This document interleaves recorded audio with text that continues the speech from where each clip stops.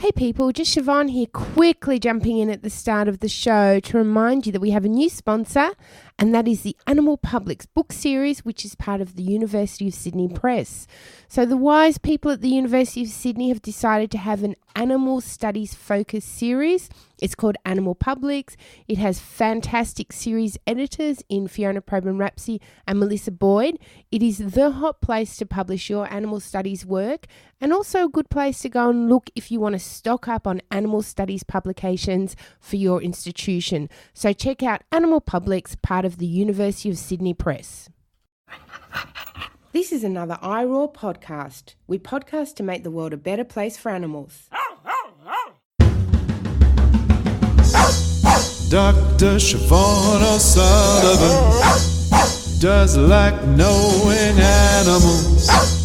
Dr. Siobhan O'Sullivan does like knowing animals. Hey people, welcome to Knowing Animals. Knowing Animals is a podcast where we speak to animal studies scholars about a piece of their work. I'm Siobhan O'Sullivan and I do like knowing animals. This episode of Knowing Animals is brought to you by ASA. ASA is the Australasian Animal Studies Association. ASA is a membership organisation for animal studies scholars, for artists, for animal advocates. It works really hard to promote animal studies and also to try and make the world a better place for non-human animals. So if you're not a member of ASA, I encourage you to think about joining. It's only $15 Australian for unwaged people or people in precarious work to join for a year. That is an absolute bargain. So please think about joining ASA, the Australasian Animal Studies Association. Okay, well, this episode of Knowing Animals is coming to you from Christchurch in New Zealand, where I'm attending the 2019 ASA conference, Decolonising Animals. And I'm really lucky to be joined by a very eminent scholar, one of the keynotes at the conference. So this week we're joined by Alphonso Lingis. Did I do that well, Lingis? Lingis. Yeah. Al is the Professor of Philosophy, or Emeritus Professor of Philosophy at Penn State University. And today we're going to discuss his book chapter, The Thinking That Is in the World, which was included in the book Thinking in the World, a Reader, which was edited by Jill Bennett and Mary Zournazi. She's my colleague as well, and I already messed up her name. Beautiful Mary Zournazi, and it was published by Bloomsbury in 2019. Welcome to the podcast, Al. Al, can you tell us why you wrote this chapter? Where did it come from and what's it about? I guess in recent years I was especially interested in very complicated forms of behavior of other species and how they could have evolved. In this paper, I was concerned with very advanced forms of what we could call intelligence in other species. More recently, I was also concerned with very complicated forms of behavior, forms of nesting behavior and things and construction behavior in other species. So.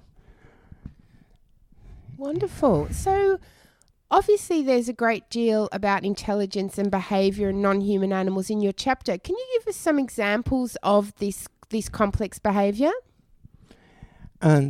Well, one, of course, is conceptual intelligence. That is grasping things with general concepts. And there are very striking experiments, particularly with pigeons on this case. For example, the way they test pigeons, for example, is you project images in front of the bird. And some of these images in your mind are positive, and if the pigeon chooses that image, it will get a treat. So the pigeon has to tap on one button or the other. And so you can start, for example, in showing a pigeon a painting by Picasso, and if the pigeon chooses it, it'll get a treat. And then you choose one, you show him painting by Braque, and that's negative. You won't get a treat. Then you begin to show other paintings by Picasso, other paintings by Braque, and the pigeon very quickly picks up the style Picasso or Braque. The Japanese have done this with music. So pigeons quickly recognize the style of Bach, for example, as opposed to Telemann or Haydn. Another example, some of these examples I think are really kind of baffling, like the extraordinary mapping ability of birds, of migratory birds. There's a bird here in New Zealand, and now I've forgotten the details, something like Gotwit, something like that. A small bird that flies something like 4,000 or 5,000 miles nonstop across the Pacific to find these small islands. I think it comes from, I forget, Siberia, maybe. Pigeons are extraordinary because I did a good deal of reading on pigeons a few years ago, and the ability of pigeons to fly back home is still not understood. Where I live, there are a couple of people who worked with pigeons during the war and maintained their camaraderie and their interest in pigeons. And every year they take some of their young pigeons and put them in a box on a plane to California, where their buddy receives them and releases them. And they fly across the continent and are back home within 4 days. It's about 3,000 miles. So they didn't see the route. They'd never been there before. They were in a box. And how they could cross the entire continent and come to the small town in the backyard where they were born is really baffling. The intelligence that I found most baffling, I suppose, is that of the social insects, like ants, bees, wasps. For example, the termite hills in Africa, and there are also some in northwest Australia, where these insects who are blind build these high-rise constructions that can be 20 or 30 feet high, and they raise all their food within them. They raise fungus, and for example, they have air shafts, both to draw in the cooler air from the ground and ventilate the hive, but also to draw out the toxic gases that are being produced in their fungus gardens. And, well, it's there's not, the queen is a queen in name only. She does is lay eggs. She doesn't rule the colony, and there doesn't seem to be any central committee or politburo. And so researchers speak of a colony intelligence. That is an intelligence that's in the colony somehow, but not in any individual. I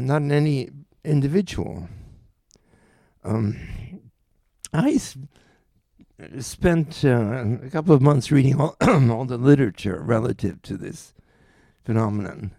And the explanations are very, very rudimentary so far.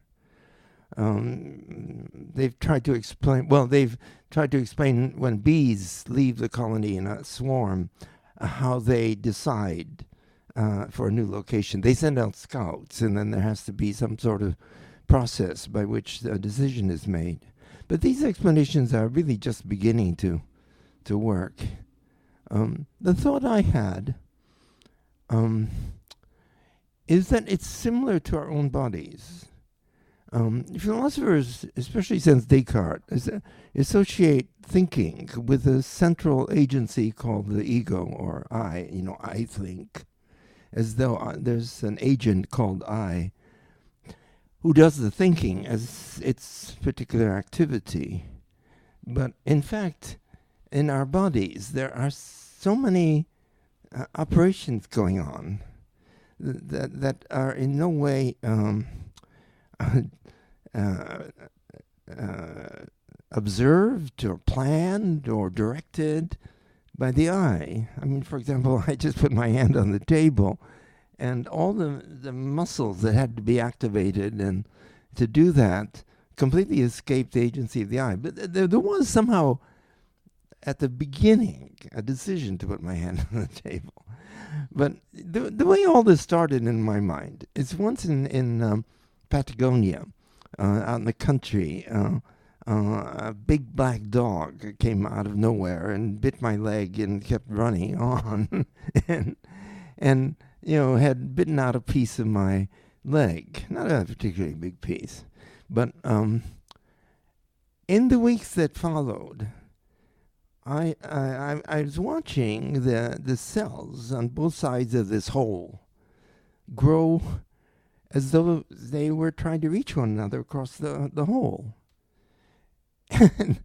and I was really struck by this. I was thinking somehow these cells know that if they keep growing, multiplying in this direction, they will meet the ones coming from the other direction. and this sort of intelligence is not in any way an activity of the ego or of I. And that got me to thinking that there are so many activities in our bodies that are doing that. The coordination of our glands, for example. So it looks like there's some kind of hive intelligence in our bodies that is not in this individual that I call I. So that's fascinating and really, an amazing thought experiment for someone such as myself, a political scientist who spend my time running around thinking about policy change and evidence and blah, blah, blah. To think about these concepts, it's kind of new thinking. Can I ask you, what you say is very compelling. How does this kind of thought experiment or this thinking in this mode help us unlock something interesting or important about human cognition or the human capacity to perceive the world or relate to the non-human world in some way?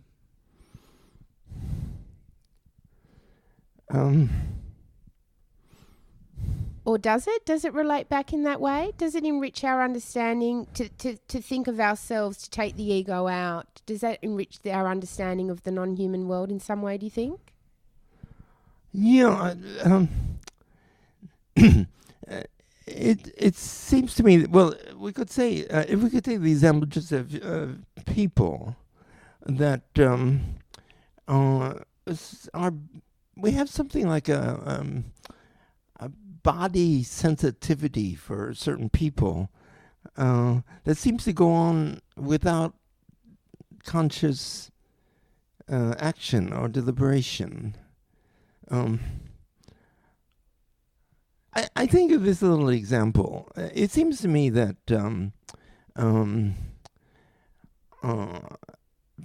maybe when we go through a crowd, it seems like to me we're attracted to the people who are attractive in some way. Either physically attractive or attractive in their demeanor. I'm just talking about strangers in the crowd. And it seems to me to automatically go on as soon as we walk out into crowds. And certainly we find ourselves attracted to many different kinds of people. And if we would even try to think of what people I find attractive, I think I would find it very difficult to formulate. But it seems like in our sensibility, there's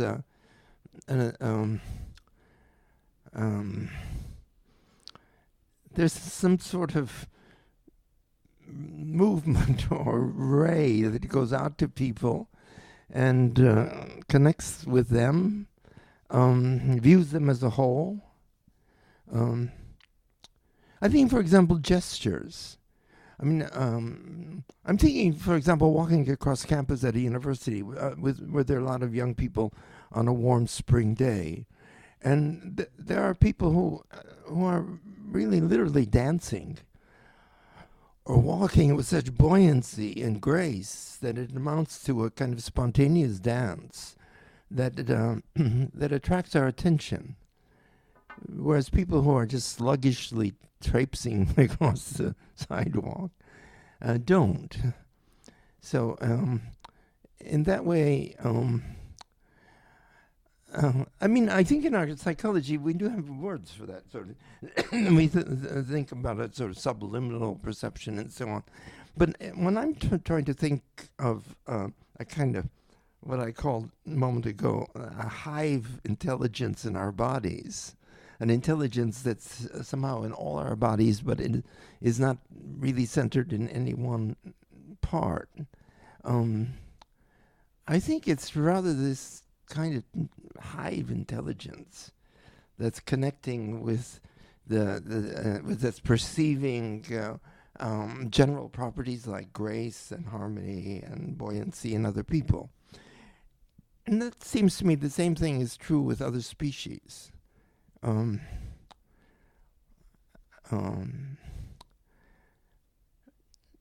very simple thing that everybody knows that, sometimes the simplest things strike me very hard in odd moments. And it occurred to me once that, in a zoo actually, that children so relate to other species. I mean, somehow far more than adults. I mean, you see little children in a zoo and they relate to to species so remote from the human species.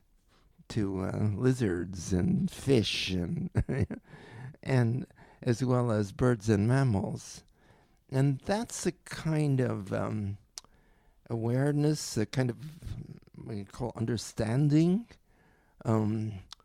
that quite precedes the active, deliberate ego.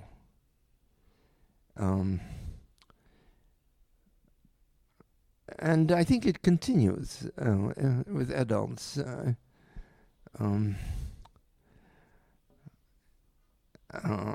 I was speaking the other day about the whooping crane in the United States, which was at the absolute brink of extinction, and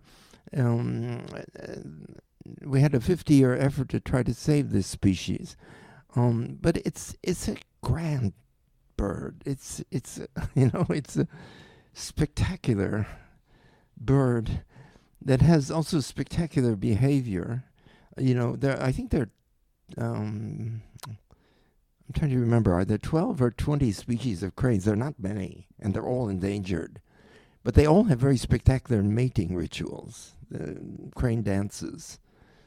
So somehow birds like that, people have something. They sort of understand that there's something grand about this form of life,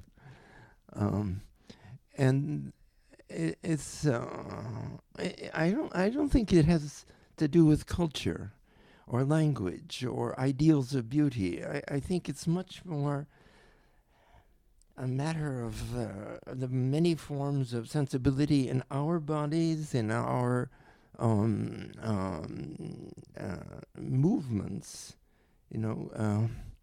I think this way that cranes walk with their very long legs, somehow our legs have a kind of understanding of these movements. Wonderful. Well, Al, you've obviously had a very eminent and long career. And just hearing you speak now, one of the things that occurred to me was whether you have a kind of a theory or a thought about why some people are drawn to include the non-human in their research. I could imagine that you could have also had an equally long and eminent career without ever once mentioning non-human animals. Do you know why you were drawn to, or some people are drawn to this field of study? Well, in my case, I grew up on a farm. And I had a very, from a human point of view, lonely childhood. We were very isolated. And so I had very good friends among the other species on the farm. And, I remember a long time ago speaking to a woman who had I was devoted to orangutans in Indonesia. And in the course of the conversation, we began to talk about zoos. And a lot of people criticize zoos.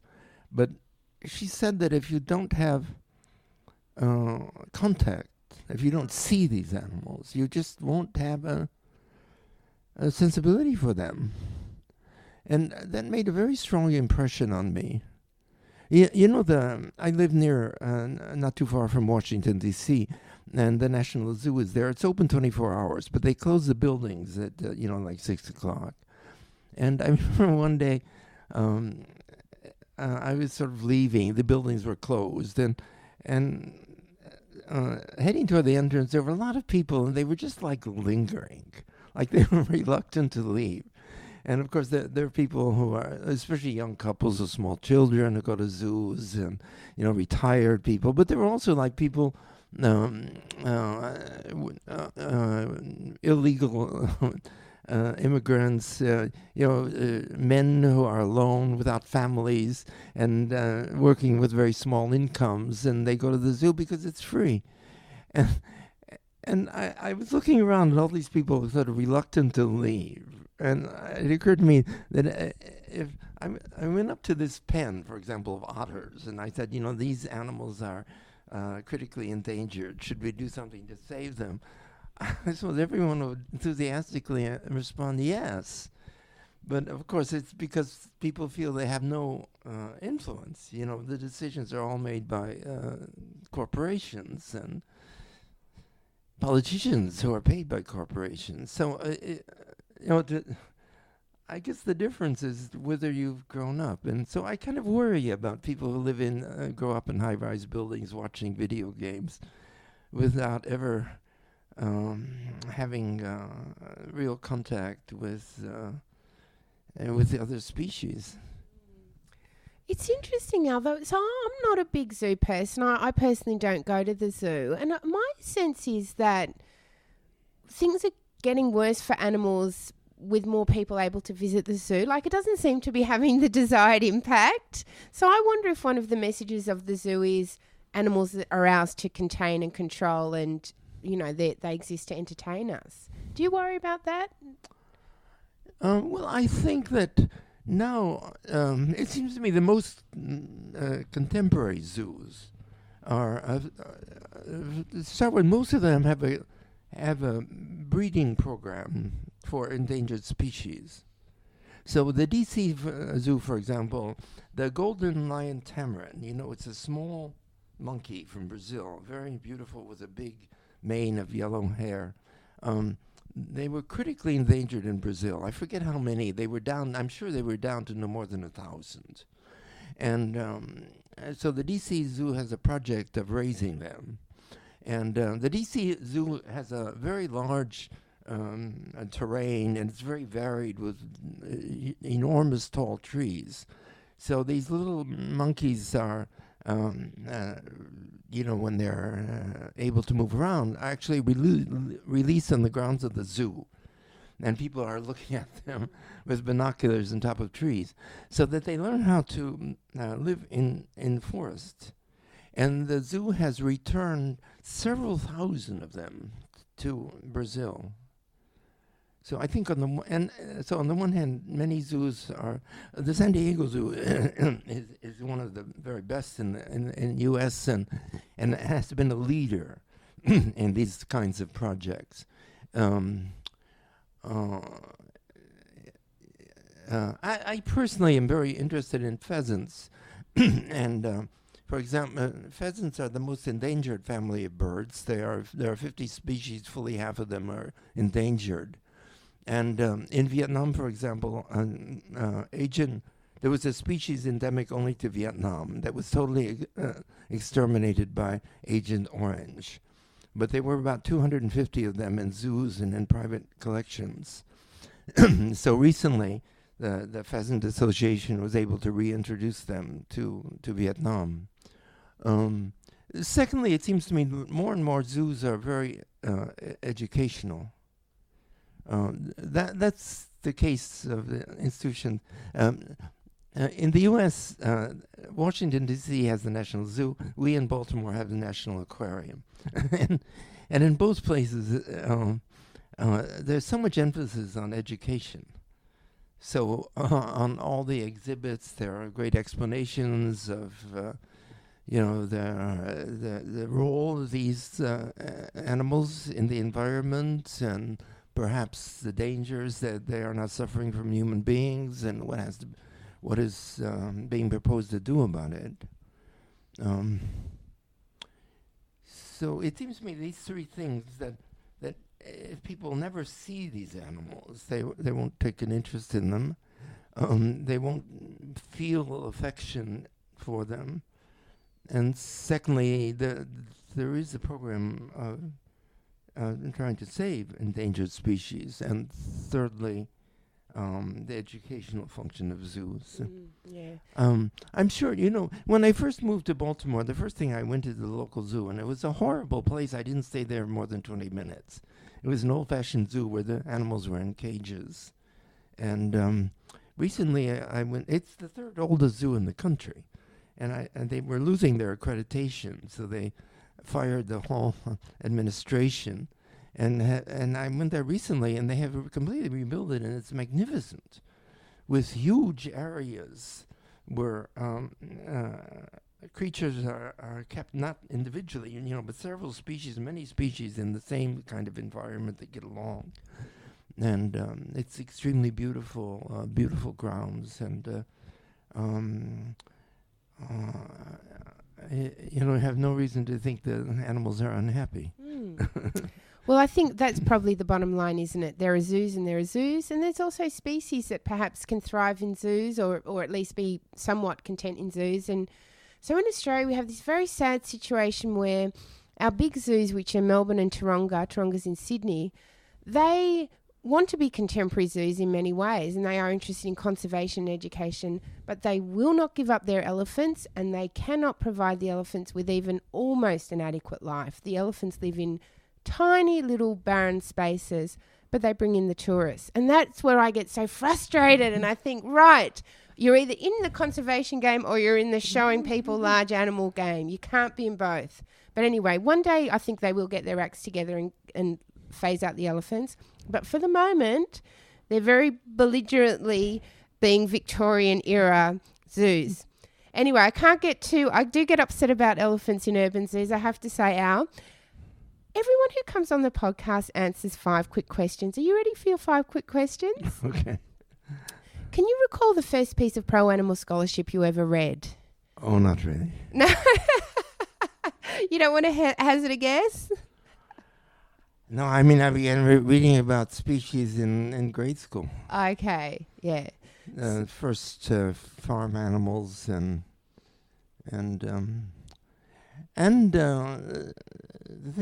one thing that made a very, very impact on me when I was, so high, 8 years old and so on, when I heard the story of the extinction of the passenger pigeon. Right, yeah. They were certainly the most numerous birds in North America, probably in the world. They numbered between 3 and 5 billion. And they were wiped out over the entire continent. The very last bird was shot in 1901. It made a big impact on me. It's a very beautiful bird also. And so it made a lifelong impact on me that I felt the wiping out of an entire species. Especially the birds that are no harm to anybody and that bring movement and song all over our planet. It struck me as being intolerably sad. And I think that's been a kind of major feeling I've had throughout my whole life. Oh, yeah. Well, Al, can you remember the first pro-animal or the first piece about animals that you wrote yourself?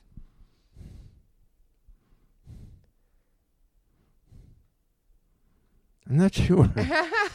It's been a while. I mean, the piece that I wrote also on invitation called Quadrille, which was about animal courtship. Maybe that's the first one. I think that's the first one that I did a great deal of research for. Right. It was an invitation. Actually, I think I can't even remember the title of the conference, but it certainly had to do with drama. I think it had to do with animals in drama. And so I somehow came upon the idea of courtship behaviors. Then I went to the library and I, read a shelf of books on this. So that's maybe the first serious piece I did. Right. Wonderful. Well, if you had to name one animal studies scholar who's had a big impact on you, who would it be? I'm afraid I can't say. There was one writer, I should have looked it up because it's on the tip of my tongue and I'm not coming up with his name. But I got from him two ideas that struck me. I mean, they struck me so strongly. I mean, it's hard to tell maybe why certain things strike me and not other people. But he said this, that if you speed up the songs of birds, they sound like melodies that humans sing and like. If you slow down the songs of birds, if you speed up the songs of the great whales, they sound like melodies that humans can sing and like, so that we Earth dwellers, the sky dwellers, and the ocean dwellers have the same taste in music. Similarly, the King of Saxony bird of paradise, which is a bird of paradise, is very, very long, two long plumes on his head that are longer than the length of his body. And these plumes, of course, are attractive to the female of the species who likes them, and he dances with them. But they are also collected by bowerbirds for their collections, and by Papuan people. So it was similar that these birds and these people have the same taste in visual, taste in visual beauty. And I don't know why that struck me so deeply. And I wish I should have looked up his name because, it's on the tip of my tongue and I didn't get on to it. Well, if it comes to you, sometimes these names just magically appear while you're thinking about something else. So if the name appears before the end of the podcast, please jump in and let us know who that was. So, what's the most important thing academics can do for animals? I suppose what they do, research. And, of course, also speaking to the public. I think this part, I think we're much more aware of this now. We have this new identity of public intellectual that people are talking about. That is that people who are able to speak. John Jay Gould, for example, was a wonderful writer and communicated very advanced and sophisticated evolutionary knowledge in his wonderful books and television appearances and so on. So I think academics... I had this idea, especially about philosophers. I mean, our thing is language. So we have to be good at it, I mean, I think academics should strive to speak and write well, and to learn how to communicate well. I agree, absolutely. Well, Al, if you had the power, the magic power of magic wand, and the power to change one thing about the human-non-human relationship, so our relationship with the natural world, what would it be? Well, I think right now the most urgent issue is the climate change and how it's affecting thousands of species who are quickly going to find the environments they now live in unsuitable for them. So, of course, we should break climate change, but we will have to also rescue these species that are going to be in zones that are in which they will not be able to survive. Absolutely. Well, Al, what are you working on next? I'm sorry? What are you working on next? Yeah.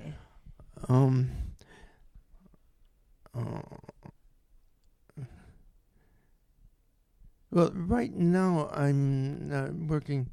I respond to people who ask me to do things, and so immediately I'm working on emotions. And the talk about cultural constitution of emotions and the limits of that. I mean, it's obvious that our emotions are directed toward culturally produced objects. We love cars, but we didn't have that emotion, 200 years ago. But also that babies have emotions without language and knowing nothing about their culture. And we pick up, I think we pick up a great deal, especially as children, of our emotions from other species. It seems to me that the great warmth of affection, so many children learn for their mothers, of course, but also from their puppies and kittens and so on.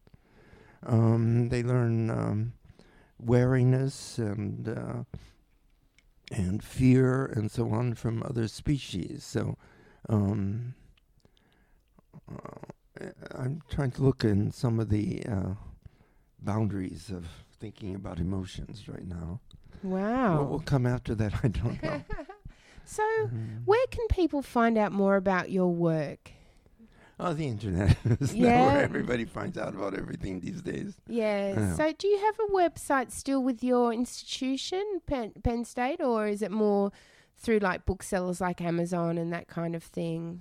Yeah, I don't have anything particularly, but there are these things. I've only gotten on them recently. There's a thing called Academia, and another thing called ResearchGate. Yes. And they have posted a great deal of journal pieces that I published over the years. So they're accessible for free and immediately on these venues. I could also post, talks that I never published, and I have done a little bit of that. But wonderful! So academia.edu, just search on your name. Yeah. Oh, how wonderful! Well, Al, thank you so much for joining us for Knowing Animals. And thank you to the listeners for joining us for Knowing Animals, the podcast where we talk to animal studies scholars about their work. Now, you can also find us online at Twitter at knowing_animals. We're also on Facebook and Instagram. Finally, don't forget to leave a review on iTunes because reviews make it easier for other people to find the podcast and to learn about non-human animals. I'm Siobhan O'Sullivan, and I do like knowing animals. For more great iRaw podcasts, visit irawpod.com. That's IROARPOD.com.